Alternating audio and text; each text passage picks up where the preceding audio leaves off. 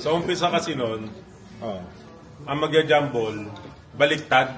Oh, si Randy Del sabi, sige, dito kami sa kabila. Saka meron pang wrestling sa akin dito eh, nung pag-akyat ko ng PBA. Made a triple. Kondisyon mo muna. Yung kay Mick Pinisi, classic yun. Tinatawag na masarap. Ito na po kami, nasa Baguio na po kami. May mga multo dito.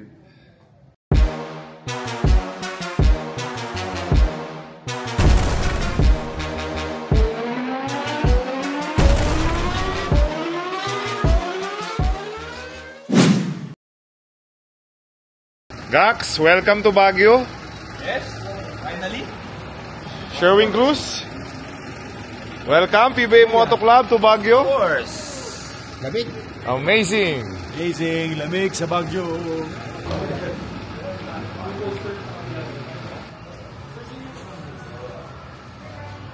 Special. Amazing. Kailan tayo pakulay? Saan tayo ngayon? Nasa Grand Hotel. Grande Hotel. Grande ng Hotel. Baguio. Mayor Eric Yam, thank you so much. Congressman Eric Stock Yam. tayo, bro. No way.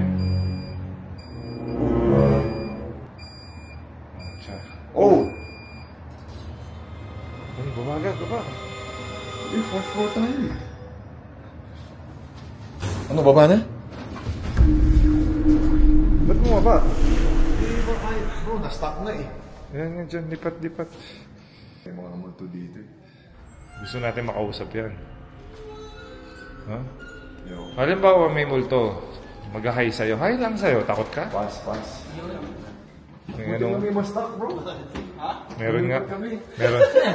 Meron nga dito sa Baguio. Nagpaparamdam. Gumagano yung elevator.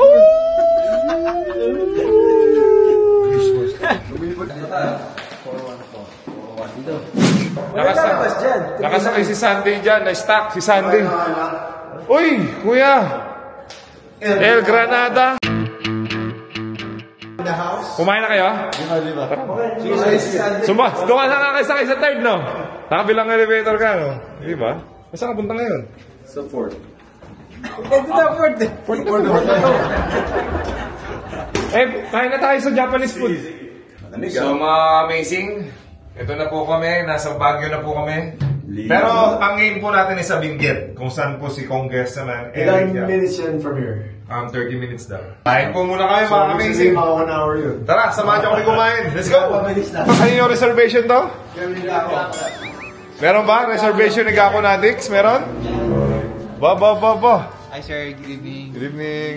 Anong gusto mo sa mga guesting natin? Ang ganito? Ganda ng hotel. Basa muna, basa. Ganda ng restaurant. Masarap dito ah. Mr. Rania, please order what all you can. What to ask? What's What's the meaning of this? What's the meaning of this? Mr. Jerby Cruz, order ka lang, brother ha. Huwag ka mahiya ha. Bawal mahiyain sa PBA Moto Club. Anong unang rules natin? Bawal ang Kapal na mukha daw. dapat makapal mukha.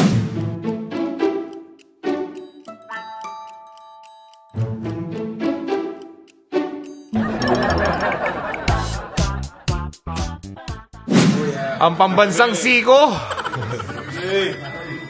El Granada.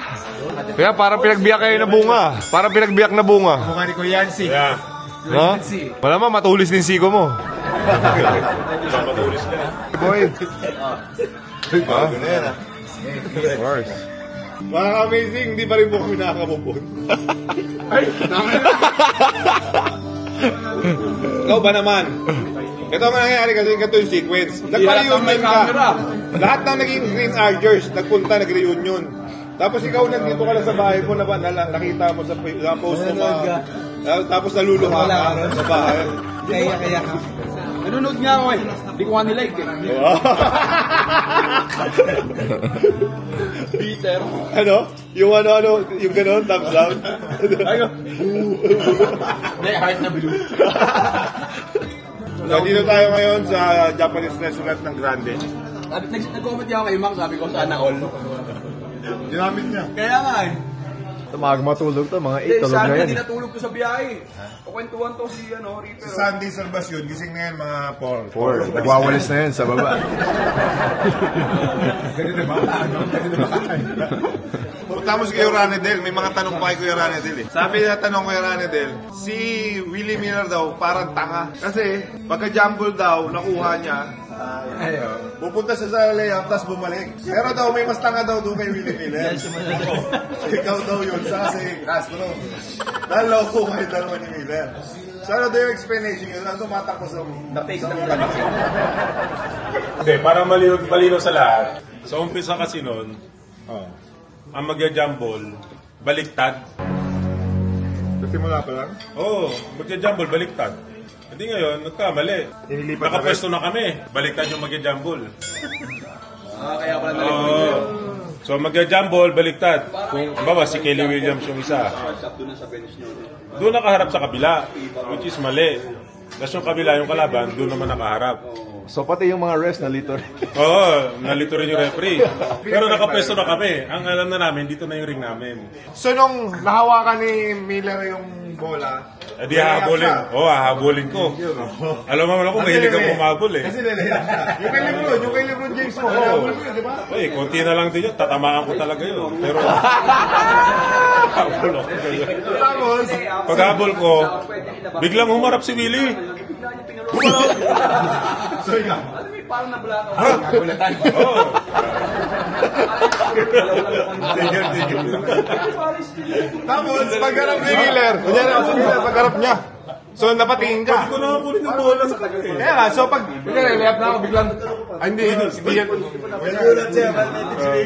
Tapos ikaw, sabi mo, ay sa kabila pala ako.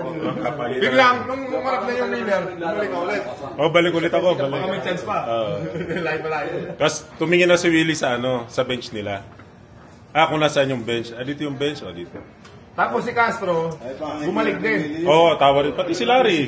First game pala ng game, tawa, nakakatawa na Oo. yung game. Nakakatawa yung game na yan. After the jump ball, Willie Miller got the basketball. Yes. Tapos, moment of confusion Ayan. ito, ha? So, jump ball ito, mapupunta kay Willie, at sabi ni Willie, teka, Dito pa kami. ba't walang bumabantay? Umalis yung bantay. Dito ba? Oo, dito. Ayan. Uminto rin yung bantay. Umalis. Oh, si Ranedel sabi, Ranedel, sige, umalis. dito kami sa kabila. Kaya sabi ko, bloopers na to. Ha? Kami. Kasi alam mo, umabot yan sa shock na pool. Diba? Yun yung game na tumak si Marky. ESPN yan, dinala sa iyo. Worldwide yan. ESPN, right? Diba ikaw napapanood mo yun eh. Pag-usapan natin yun, diba? Kay Mick Pinisi, di ba? Hindi, yung kay Mick Pinisi, classic yun. Baracapol, on the other hand, their defense very good. When you look at the turnovers forced today, Samantala, sa tapi ka ng bola doon. Ito, makikita natin sa slow-mo. Nagkatama sa braso. Uy, delayed reaction. hindi. Pero tinatawag na masama lang yung signal. Nahuli lang. Oo. Yun ang tinatawag na paano yung kay... Number 1 player sa ESPN. Number 1. The worst club. 1 minute bago nag-block. Ang sagot, natanong na namin si Pinisi nun eh. Ang sagot ni Pinisi. Sabi niya, lagi daw siyang pinapay ng PBA. Kasi yung mga, di ba, tinitira niya yung iba or nakakasakit siya. So by that time daw, hindi naman daw masakit yung bato sa ulo niya eh. Pag bato sa ulo niya, bigla daw nag-bring back daw yung memory na lagi akong pinapainan. Babawi naman ako. So kahit late daw, ibinigay niya na. Para daw, baka kasi. May fine din yung flop eh. Ayun lang. Napainan din siya. Ang tagal eh, pagod ko. Yung Ginebra before, kalaban si Ara de Larong ng Pure Foods. Tinira niya to, tapos binarog niya. Ngayon, mga kalaban niya sa UK. Nandun siya yun? Oo, ngayon sabi ni Ara de Larong, ako nang bahala dun sa isang iyakin ng PBA Moto Club player, iyakin yun. Nagsusumbong sa rep, iyakin. So ano masasabi mo dun? Ha? Ba't tumatawa ka? So sabi ni Ara de Larong, iyakin ka daw. Okay.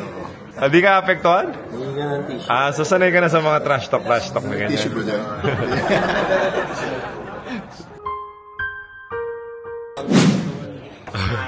Oh. Shout out pala sa mga taga PBA Moto Club, no? Kasi halos karamihan ng mga players dito, kasabayan ko sa PBL. That time,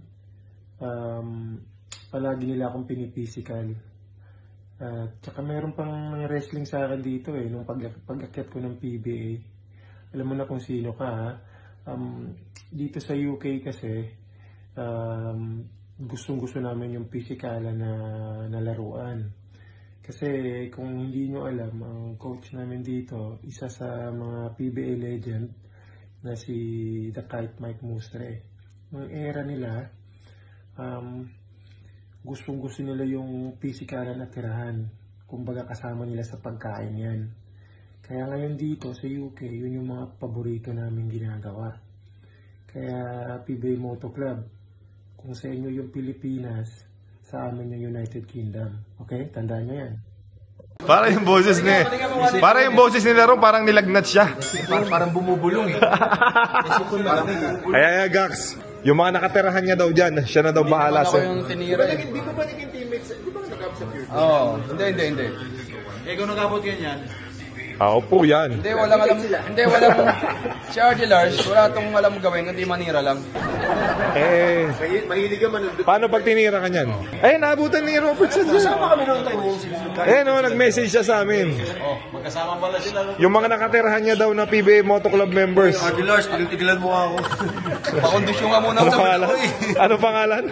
RD Lars, pakondisyon ka muna. Ayan yung tirahan nyo, yung yung binarog mo siya. Jay? O, tingnan mo, di ba? Ayaw ka. Kitang-kita, di ba? So bakit ka napikong ka dyan? Kitang-kita, tinila ako sa chan eh. So pag tinira ka sa dyan, ibabarog mo? Oo. Yung slow motion na. Akala mo lang yan. Mabait na lang pala, hindi ako yun. Mabait yan. Pero ginagawa sa amin nila. Coach Ryan yun.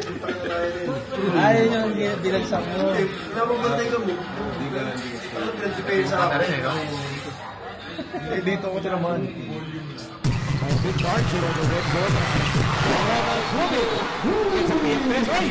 After Brad at si RD Larong locking horns on the opposite side of the court. What seems to have happened there? Parang hinila ni Hilterbrand itong si RD Larong right after Tubig made a triple. And now, itong Pure Foods bench, because that happened in front of the Pure Foods bench. Later on,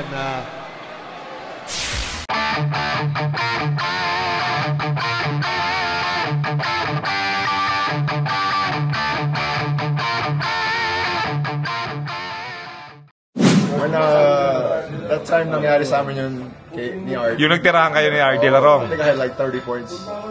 So siya babantay sa UK, paano yan? Baka mga 40 points na. Yabang! Yabang mo, boy!